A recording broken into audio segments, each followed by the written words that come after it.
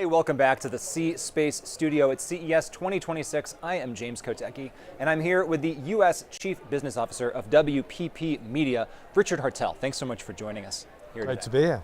Okay, WPP Media, I always love to give people an opportunity to define their brands and what they mean here at the beginning of 2026. So define WPP Media for us in the scope of what you're doing. Well, WPP Media is one of the largest media companies in the world. Serve our clients to help them grow their business through media, but really beyond just media.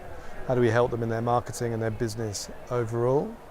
And how do we help them transform and change, right? Every single one of our clients is undergoing constant transformation. So there is the day-to-day delivery of what they do, but it's how do we help them transform and evolve and grow their business? And how much of your day is talking about AI in some capacity? Is it just overwhelming the entire conversation about what's going on right now? Yeah, also most of my sleep time, I feel like intrudes into that. Yes. So then how do those conversations go, tell me? What can you tell us about the trends that you can pick up from the conversations that you have? Where are brands right now, and how are you advising them to move forward? Yeah, I mean, I think brands are on a spectrum. There's some brands who are quite advanced in this space. We work with Google's one of our clients, and you'd imagine they're pretty advanced. A thing or two about that. They know their stuff. And then you've got some clients who are sort of dipping their toes in the water and starting to do it. And then you've still got some clients who are somewhat skeptical about the whole thing. So they are on a spectrum, and it's about how you take them through that journey and help them understand the benefits. Is it possible that the skepticism is warranted in some way? Because I mean, I've had these conversations for 9 years here in the C-Space Studio. We've talked about AI for many of them.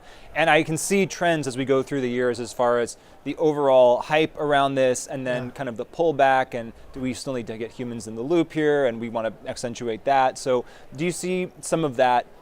Where do you think we are on the hype cycle right now overall? I mean, there's that, I can't remember who said it, but there's that phrase that people tend to overestimate the impact in the short term, but underestimate it in the long term. I think there is possibly an opposite going on there. There's some people who kind of actually think that it's less than it is. There's some people who think there's way, way more than it is. But it will definitely have an impact on all our businesses. There's no doubt at all.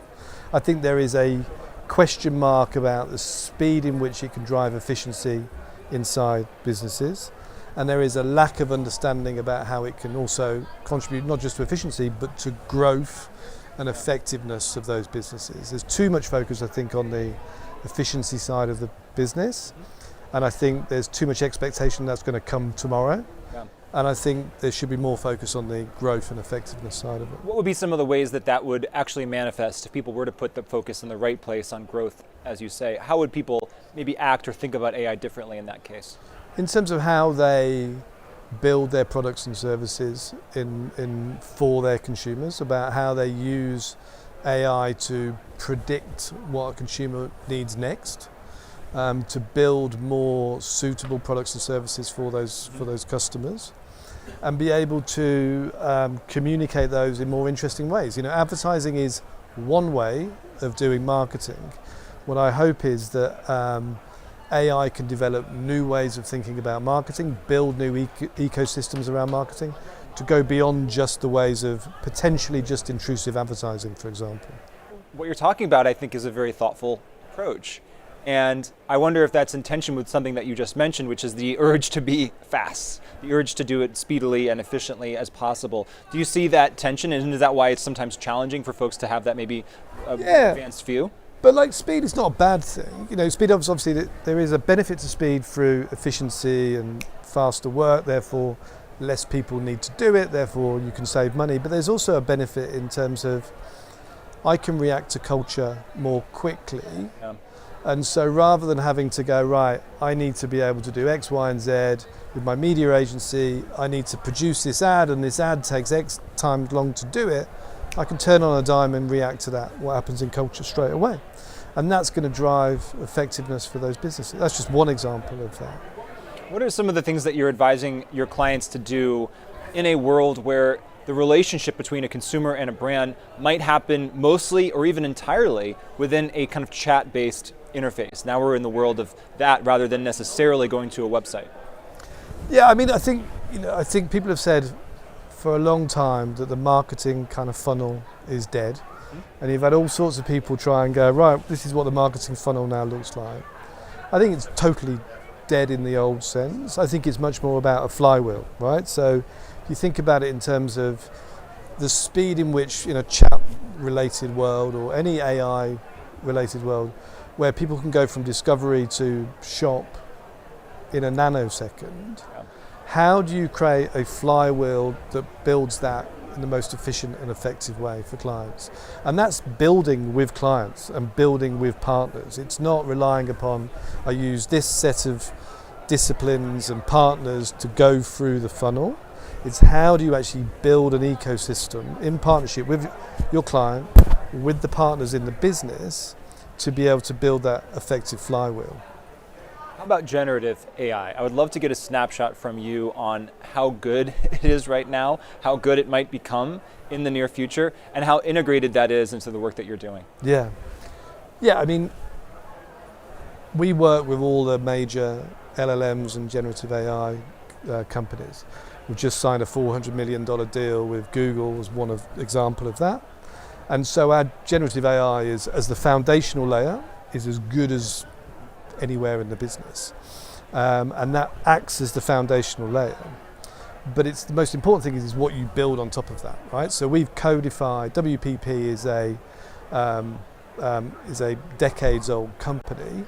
So it has decades of expertise and capability and understanding, plus a mountain of data, quintillions of data points that we collect from interactions that we have and the partnerships that we have, to be able to codify all of that into that generative AI model, to be able to build capabilities on top of that. So on top of that, we're building agents that talk to one another, that start to connect media and creative and production and commerce, all in a very, very kind of real-time way. And so, that is our main focus in what we're doing. How much autonomy do you give agents, or how, in your definition of the word agent, how autonomous are these things, and how much is a human ultimately creating the decision?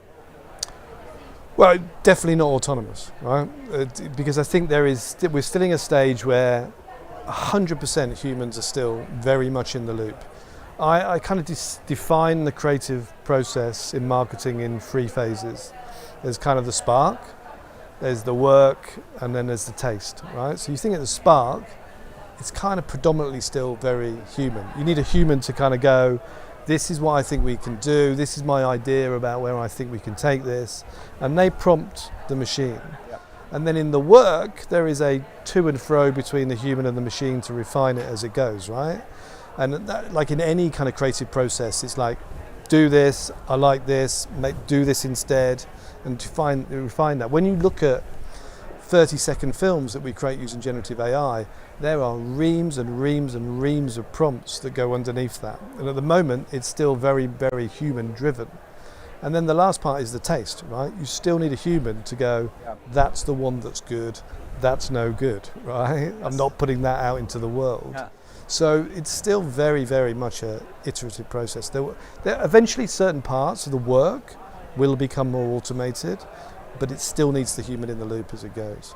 And do you see human taste, consumer taste, evolving in an AI world where some people might have a backlash against, oh, that commercial was created with Gen AI, there's an uncanny valley there, I don't like it. But then, I mean, as this thing gets better and better, I've found myself unironically enjoying stuff that I found out was AI, and it kind of made me feel a little strange at first, but then I was like, well, actually, I still like this. It's still something that I'm actually entertained by. Yeah, I do think some of it will evolve. I think there are certain areas where AI absolutely lends itself to go, that is something I wouldn't have been able to see if AI didn't exist as well. So I think sometimes when AI is trying to replicate something which would be better if it was more human, then I do think people will go, no, that's off. Yeah. But when it actually generates something that no human process by itself could have created, that's when I think people will go, yeah, absolutely, that's great. That's adding value to my content. As we come to the close of this conversation, what's something that you're really excited about for 2026? It's a single word or phrase. Single word or phrase. Well, I think that how we continue to build our WPP Open out and start to see how that changes the workflow. If I use a single word or phrase, this is quite a nerdy thing. Please, yes, come on. There is a phrase, so there's a tech thing that I go that's really interesting. It's called Gaussian splatting. Yes. And Gaussian splatting is the conversion of CGI and AI, and how we're starting to see those two areas converge, how we're starting to be able to take 2D imagery and turn that into 3D and even 4D kind of concepts. And I think that is a fascinating space. Maybe the first person to bring up that term in the C-Space studio, but I am familiar with it and I can validate that it is very exciting. There you go. And I was very excited to talk to you. Thank you so much for joining us today. Thank Richard you for Hartell, WPP Media. Grateful to have you here. Thanks a lot. Thanks. And we're grateful to you for watching us here in the C-Space studio. I'm at CES 2026. My name is James Kotecki, and there's more coming after this short break.